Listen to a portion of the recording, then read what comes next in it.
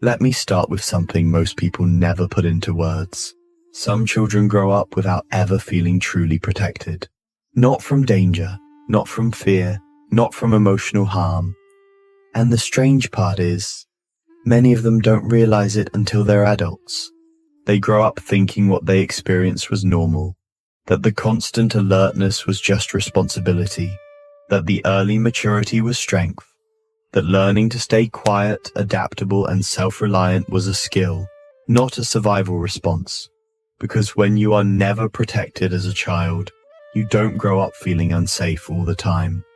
You grow up feeling like safety is something you must earn. This is the psychology of the child who was never protected. As a child, protection is supposed to be invisible. You're not supposed to notice it. It's meant to exist quietly in the background.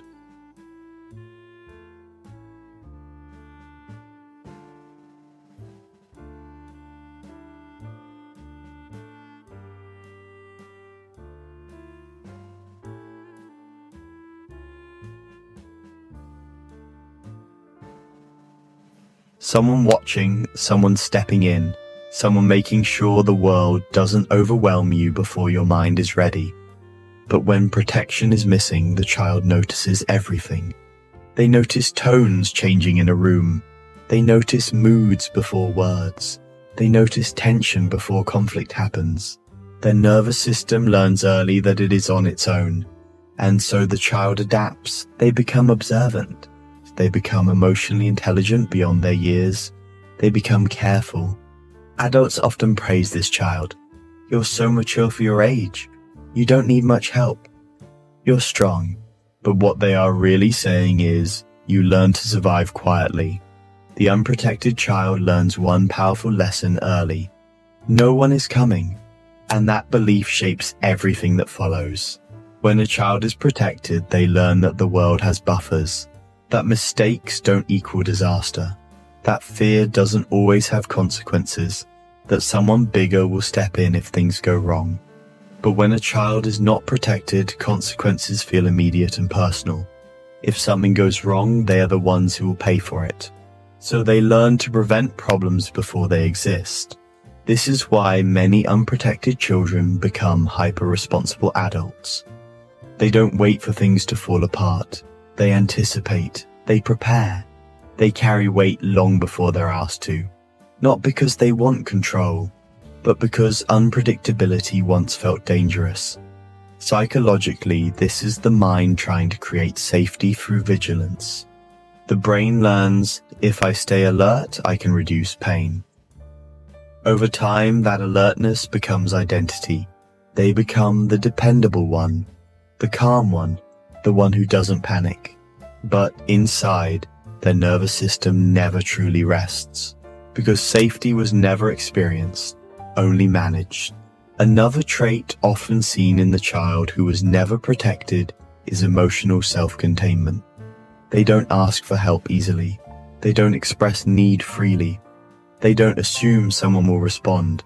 As children, expressing fear or confusion may have led nowhere, or worse, it may have created more problems.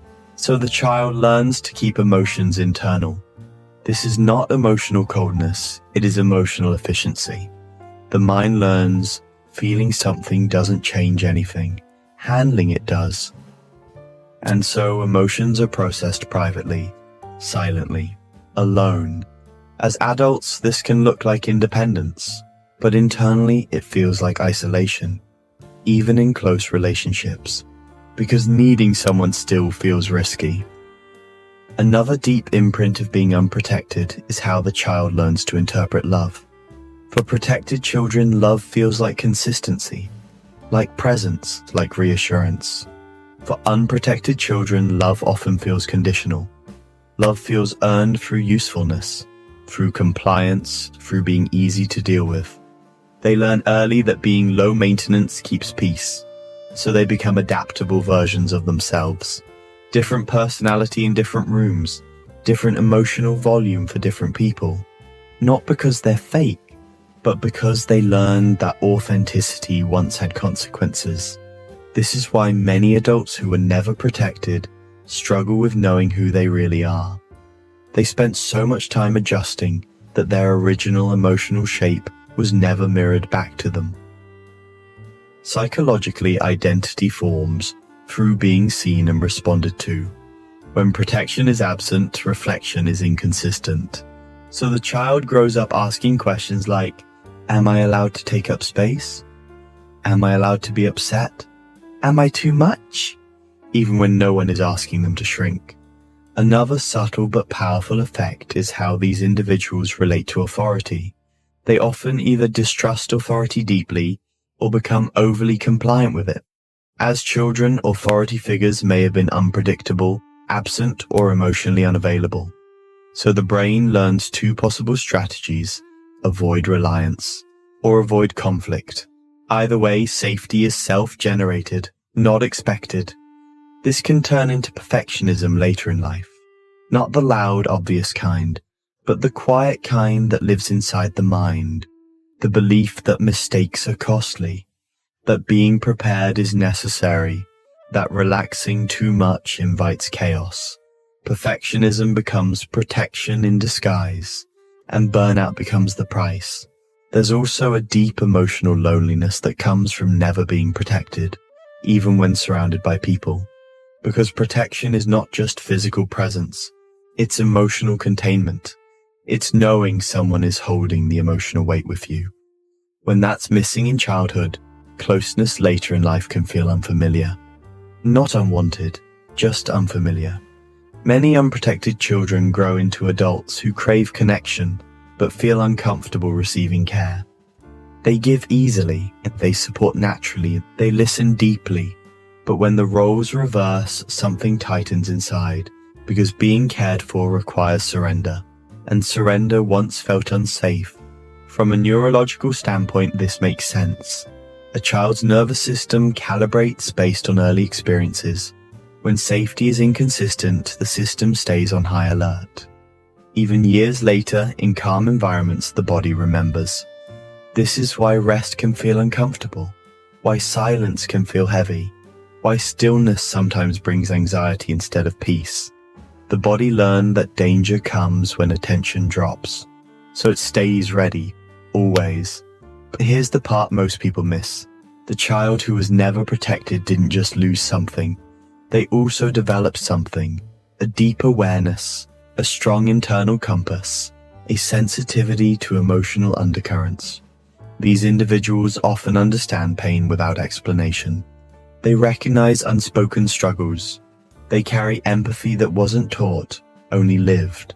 But empathy without boundaries becomes exhaustion, and strength without softness becomes isolation.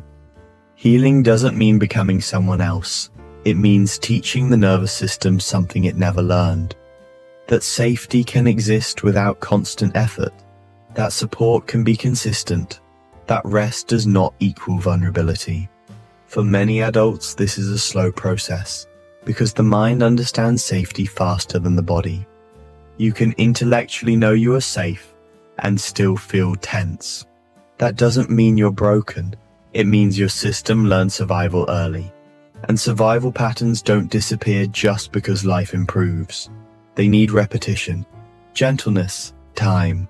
One of the most important steps for the unprotected child, now grown, is learning to recognize their own needs without judgment. Not dismissing them as weakness, not minimizing them as unnecessary, not comparing them to others, because needs don't come from immaturity. They come from being human. Another crucial step is learning to receive without performing, to allow care without earning it, to rest without justification, to be supported without guilt. This often feels uncomfortable at first, because the old belief whispers, if I don't hold it together, everything falls apart. But that belief belonged to a child. An adult can update the rules, slowly and gently. The psychology of the child who was never protected is not a story of damage. It's a story of adaptation, of a nervous system that learned too much, too soon, of a mind that carried responsibility before it had language for it, and of an adult who is still learning that safety doesn't always have to be constructed. Sometimes it can simply be allowed. And that realization, when it finally lands, changes everything. There is something deeply confusing about realizing, as an adult, that you were strong because you had no choice. Not because someone trained you, not because you were naturally resilient, but because there was no one else to hold the weight. For many people who were never protected as children, this realization doesn't arrive loudly. It arrives quietly, in moments of exhaustion, in relationships that feel strangely draining, in the sense that no matter how much you achieve, something still feels unheld. Because what was missing was not love in words, it was safety in action. Protection teaches a child one simple truth: you don't have to handle everything alone. When that truth is never learned, independence becomes overdeveloped, and dependence feels unfamiliar, even threatening. This is why many unprotected children grow into adults who struggle with delegation, trust, and rest. They don't just prefer control, they associate control with survival. From a psychological standpoint, this is the nervous system attempting to prevent overwhelm by minimizing uncertainty. If you do everything yourself, nothing surprises you. If nothing surprises you, nothing hurts you the way it once did. But this creates a life where you are always the container and rarely the contained. Another lasting imprint shows up in how these individuals process failure. For a protected child, failure is an experience. For an unprotected child, failure feels like exposure. It doesn't just mean something went wrong. It feels like something dangerous could follow, so mistakes become heavy. Not because of ego, but because the nervous system associates errors with risk. This often turns into a quiet inner pressure to be competent at all times, to not need correction, to not create inconvenience, not because they believe they must be perfect, but because imperfection once came with emotional cost. As adults, this can turn into chronic self-monitoring, replaying conversations, second-guessing decisions, overanalyzing tone, timing, and response. The mind is still scanning for safety cues. Another area where the effects become visible is intimacy. True intimacy requires the ability to soften, to let someone see you without preparation, to trust that care will remain even when you are not performing strength. For someone who was never protected, this feels foreign. They may crave closeness deeply, yet feel uncomfortable when someone gets too close. They may want support, but struggle to accept it without feeling indebted. They may long to be understood, but hide the parts of themselves that feel vulnerable. Because vulnerability once came without protection, and the body remembers. This creates a push and pull dynamic in relationships. Connection feels healing. Dependence feels unsafe. So they oscillate between closeness and distance, often without realizing why. It's not fear of love, it's fear of being unguarded. There is also a specific type of grief that surfaces for the unprotected child later in life. Not the obvious kind, not the dramatic kind. It's the quiet grief of realizing you never had the option to just be a child, that your calmness was not maturity, it was adaptation, that your emotional intelligence was not taught, it was required. This grief often shows up as sadness without a clear story, a sense of loss without a specific memory, an ache that doesn't attach to one moment but to an entire phase of life. Psychologically, this is called delayed processing. The mind protected itself by postponing emotional integration until safety became possible. So the feelings arrive later, and when they do, they can feel overwhelming. Not because they are new, but because they were held back for so long. Many people mistake this stage for regression. They think something is wrong with them. In reality, it's the nervous system finally feeling safe enough to release what it once had to suppress.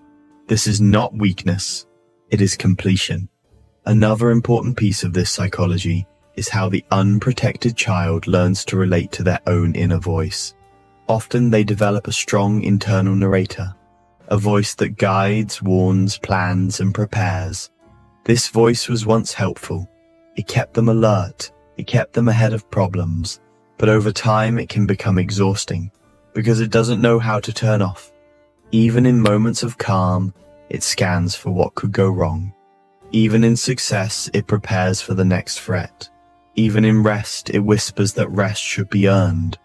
Learning to soften this voice is not about silencing it. It's about teaching it that danger is no longer constant, that protection can now come from within in a different way, not through vigilance, but through self-trust. One of the most healing experiences for someone who was never protected is being believed without explanation, not having to justify pain, not having to prove exhaustion, not having to explain why something feels hard, just being met. This is often the moment where something shifts, because for the first time the nervous system receives a new message. I don't have to convince anyone to take me seriously. And slowly the body begins to relax its grip. Healing for the unprotected child is not about blaming the past. It's about updating the present. It's about learning that support does not always come with conditions, that mistakes do not equal abandonment, that rest does not lead to chaos. This learning doesn't happen through logic alone. It happens through repeated experiences of safety, through relationships that remain steady, through boundaries that are respected, through moments where you don't collapse when you let go, and perhaps most importantly, through learning to protect yourself in ways you never experienced. Not by becoming harder, but by becoming kinder to your limits. Protection in adulthood looks different. It looks like choosing environments that don't require constant alertness. It looks like honoring your capacity instead of pushing past it.